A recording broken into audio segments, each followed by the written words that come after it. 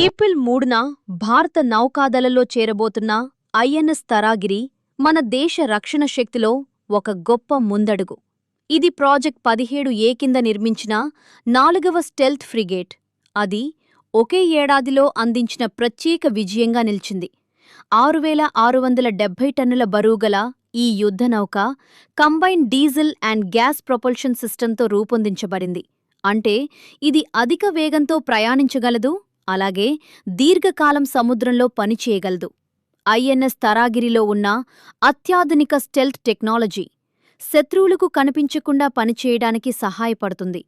దీని weapon systems కూడా చాలా శక్తివంతమైనవి.